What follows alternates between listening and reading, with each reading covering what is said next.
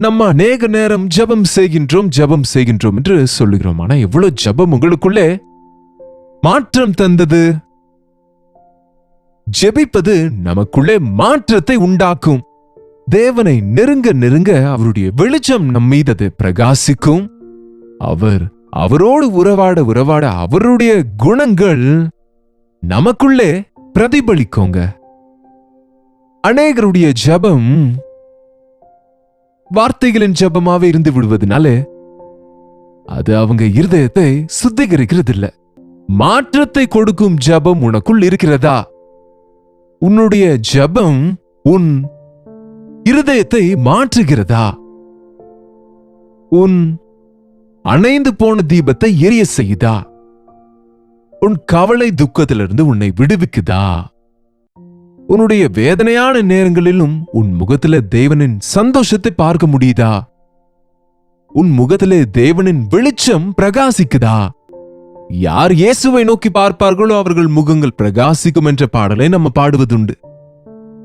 நாம் வெறுமனே இந்த லைட் வெளிச்சங்களை பத்தி பேசவில்லை. அந்த கலை, அந்த பிரகாசம், அந்த சந்தோஷம், அந்த சமாதானம், அந்த மாசற்ற நிலை, அது நாம ஜெபித்த பிறகு நம்முடைய முகத்துல தெரியணுங்க.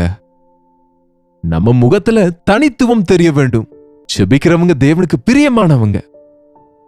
ஜெபிக்கிறவங்க தேவ சமூகத்துல வளர்கிறவங்க, தேவனின் மடியில வளர்கிறவங்க, தேவனுக்கு நெருக்கமா வாழ்கிறவங்க, தேவனோடு நடக்கிறவங்க. உண்மையிலே நீங்க ஜெபித்தால் இந்த அனுபவங்கள் எல்லாம் உங்களுக்கு இருக்கணும்.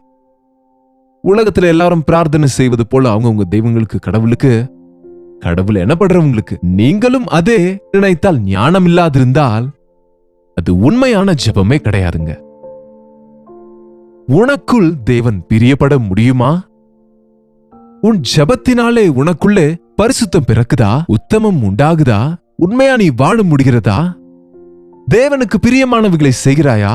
தேவ சித்தத்தை நிறைவேற்றுகிறாயா?